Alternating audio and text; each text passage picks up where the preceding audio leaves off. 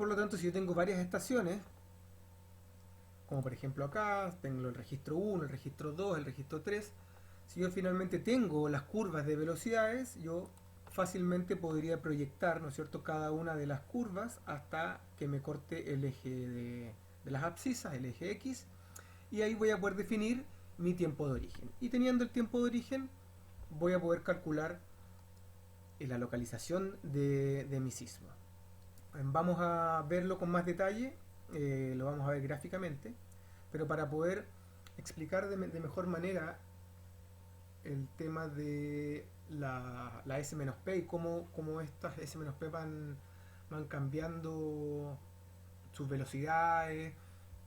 Vamos a mostrar un método bien sencillo en el que se asumen muchas cosas, ¿ya? Para poder simplificar esto, pero es una herramienta muy útil porque de esa manera yo rápidamente, haciendo una multiplicación así muy sencilla, teniendo la S-P y multiplicando por un factor, yo voy a poder establecer la distancia que hay desde el epicentro, o en este caso desde el hipocentro, yéndonos a la realidad, porque estos ejemplos han sido todos epicentrales, pero en la realidad no hay sismos en superficie, sino que todos tienen algún tipo de profundidad. Por lo tanto, yo voy a poder establecer con este ejercicio bien sencillo, establecer la distancia que hay desde el hipocentro hasta una estación.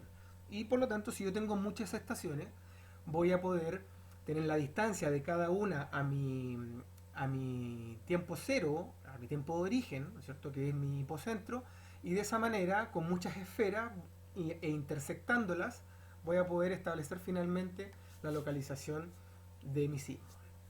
Para simplificarlo, van a ser esferas, porque como lo vimos adelante, eh, el, el, la corteza es heterogénea, no son esferas, pero vamos a utilizar el ejemplo más sencillo para poder entender, ¿cierto?, los conceptos, ¿sí?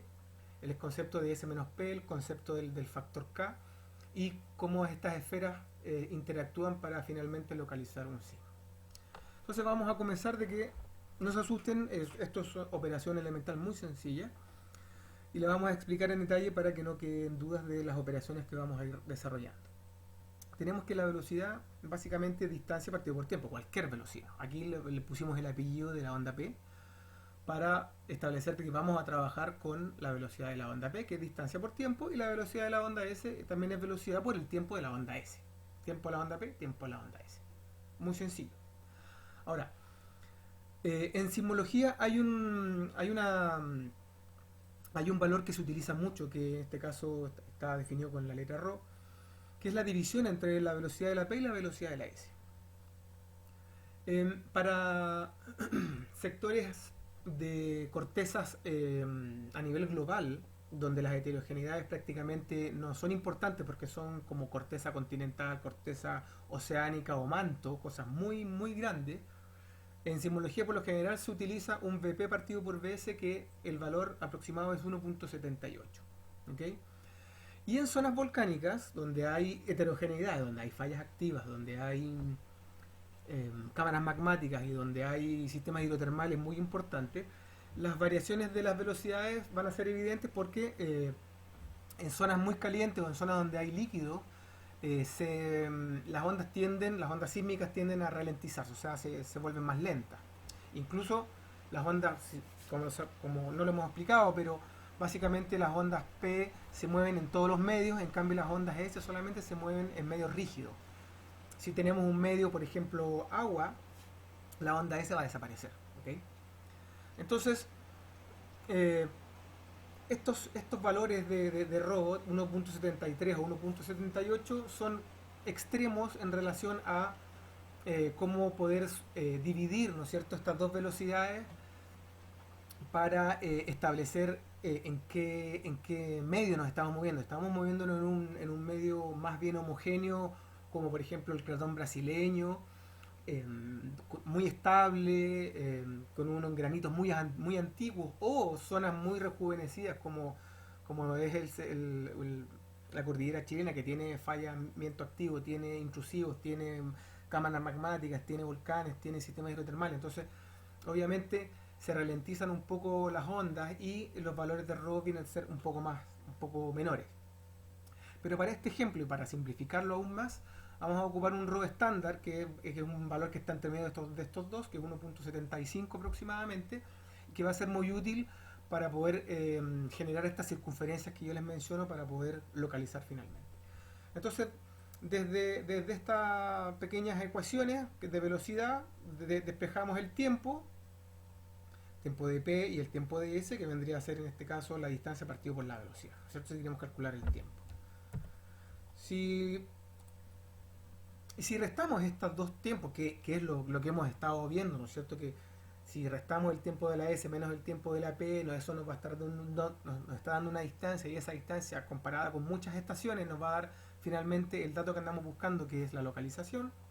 Podemos restar también, ¿no es cierto?, los dos términos que habíamos visto en un comienzo, y como estos tienen el factor común de distancia, podemos sacar la distancia, dejamos un 1 arriba, los restamos, y esa resta finalmente despejamos la distancia y nos va a dar este término que tenemos acá, que va a estar relacionado a la distancia, que va a estar relacionada básicamente con las velocidades de la P y la S y los tiempos, ¿sí? Ahora bien, nos habíamos quedado acá. Como habíamos dicho que ρ era la división entre la velocidad de la P y la velocidad de S, yo puedo despejar S y me puedo quedar con términos de velocidad de ondas P. Por lo tanto, si yo pudiera sacar la velocidad de la S y quedarme solamente con P, como aparece aquí, entonces yo teniendo, como todos los términos tienen velocidad de la onda P, entonces yo puedo factorizar, ¿no es cierto? Saco el valor de P hacia afuera y me queda finalmente esta expresión. Y esta expresión, que está relacionada con ρ, que es Vp partido por Vs, que es la división de las dos velocidades, y con la velocidad de la onda P, yo voy a poder calcular fácilmente la letra K. Y esa letra K, como la habíamos puesto en esta ecuación de aquí, la distancia finalmente va a ser K, que es esta expresión, multiplicado por los tiempos de la S menos P. Como este valor es raíz de 3, y este valor es arbitrario, que lo puedo dar yo, que es la velocidad de la onda P, que por lo general en superficie entre los 0 y los 5 kilómetros, que es donde hay actividad volcánica más habitual, es aproximadamente de 5 kilómetros. Por lo tanto, teniendo claro, este es un ejemplo de 3 estaciones del volcán Yaima, Motín, Cóndor y Glaciar, yo me puedo dar un RO asociado a sistemas volcánicos, ¿no es cierto?, a grandes sistemas magmáticos de 1.75, una velocidad superficial de 5. De esa manera yo rápidamente puedo calcular un K que me va a dar 6.7, y la gracia de este valor va a ser muy importante, porque de esta manera yo rápidamente puedo sacar la S menos P, ¿no es cierto?, de cualquier estación. En este caso del Yaima, el Yaima tiene aproximadamente 10 estaciones sísmicas. Yo puedo con cualquiera de ellas, y multiplicándola por este factor K, que es 6.7, que acabamos de ver cómo se calcula, yo puedo sacar rápidamente la distancia, asumiendo obviamente una velocidad para la onda P, asumiendo un ρ y un medio homogéneo, ¿ya? Eso lo tengo que tener claro, porque esto es una aproximación para poder establecer finalmente y construir mis esferas para finalmente llegar a establecer el lugar donde se originó el sismo.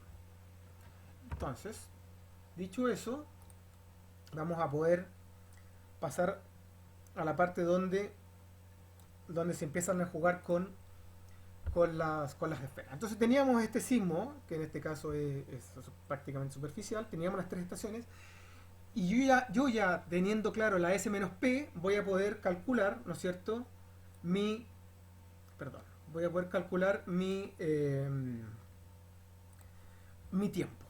Que ese tiempo me está diciendo que, como dijimos recién, ese tiempo, o esa distancia en realidad, S menos P, calculada por el factor K, me estaba dando una distancia. Esa distancia a la estación es donde viene el sismo. Entonces el sismo, la solución de, si yo tengo solo una estación, va a ser todo el perímetro que yo estoy viendo, ¿no es cierto? O sea, todo en cualquiera de estos puntos yo podría tener mi sismo. O sea, el sismo podría venir de acá, o el sismo podría venir de acá, el sismo podría venir de acá, y satisface la ecuación.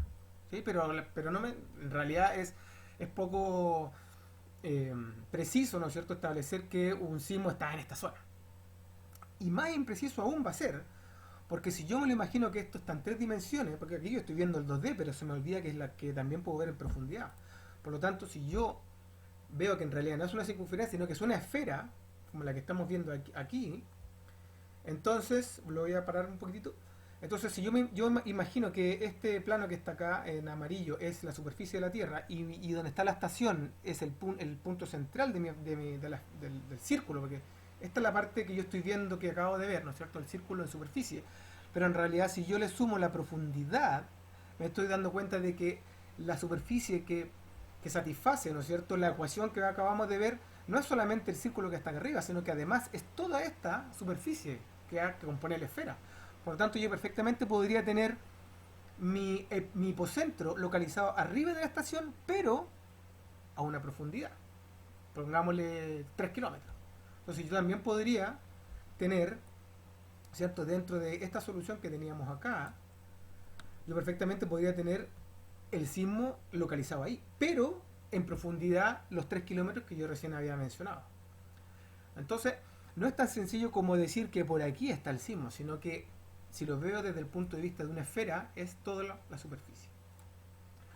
Ahora bien, si continuamos viendo el video, nos vamos a dar cuenta que lo mismo de la resta de ese menos P la podemos utilizar para una segunda estación, y así voy a tener una segunda esfera. Y de esa manera, si tengo una segunda esfera, ya la solución no es tan amplia, sino que se me reduce mucho más. Entonces ahora voy a tener este sector que tengo aquí como una posible solución.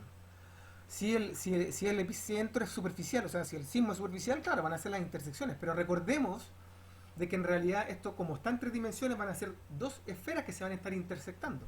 O sea, para acá tenemos dos esferas, por ejemplo, ¿ya? Y podemos definir la intersección entre ambas. Y esa intersección entre ambas, que va a ser otra esfera más, o sea, perdón, que va a ser una circunferencia, ¿no? Una circunferencia que está en verde ahí, esa va a ser todas las soluciones, o sea, todos los puntos que hay ahí van a ser las posibles soluciones que yo voy a tener para la localización del sismo.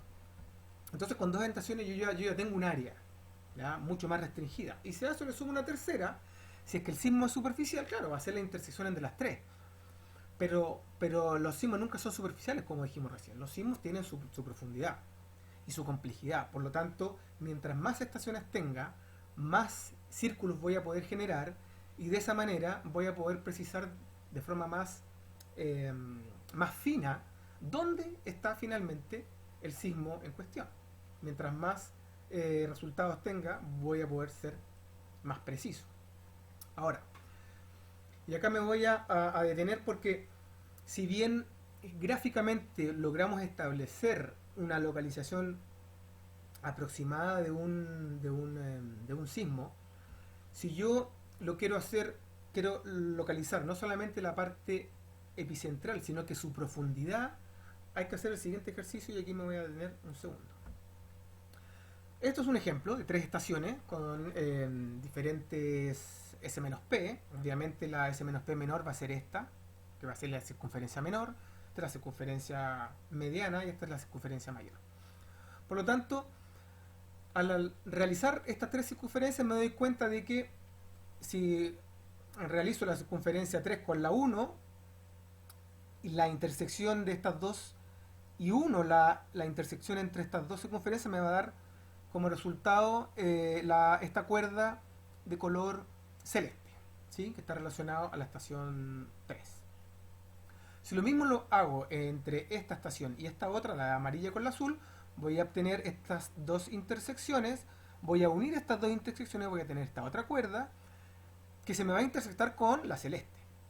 Y si hago el mismo ejercicio con la 1, con la estación 2, que se me intersecciona acá, se me intersecciona aquí, uno de esas tres, la intersección de estas tres cuerdas me va a dar exactamente la zona epicentral, el epicentro en superficie, pero sabemos que los sismos no son superficiales, sino que tienen su profundidad. Entonces, para poder calcular la profundidad geométricamente con este ejercicio, lo que hacemos es, ya estableciendo el epicentro, elegimos uno de los tres radios, que en este caso va a ser el azul, ¿no es cierto? Y desde este radio azul que pasa por la parte epicentral, yo voy a tirar una perpendicular hasta que toque la orilla de la circunferencia asociada a la estación 3, que es la azul.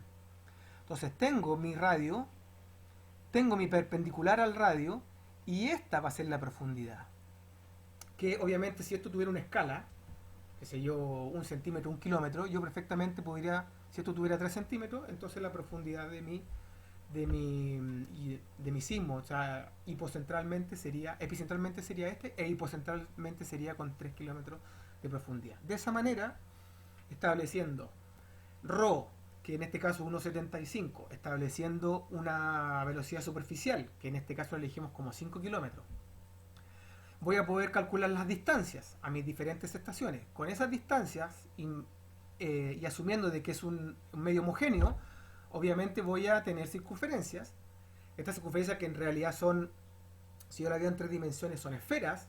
¿Ya? Y si estas esferas se intersectan, voy a tener una zona en la que se juntan las tres y de esta manera establecer no solamente el epicentro, sino que geométricamente finalmente poder establecer la profundidad de eh, mi sismo. Yo sé que es complejo, eh, pero de esta manera uno logra más o menos lograr entender cuál es el proceso matemático que hay detrás de la localización de la actividad sísmica. Esto se hace con ordenadores, se colocan modelos de velocidades más complejos y con ordenadores y con muchas estaciones se hacen cálculos en derivadas parciales para poder establecer la trayectoria, ¿no es cierto?, de cada uno de los rayos sísmicos asociados a un sismo y finalmente establecer la localización de una actividad sísmica y definir si es que viene de un volcán, si es que es tectónico, si es que es volcánico, y poder empezar a sacar conclusiones dependiendo de la localización de la actividad sísmica.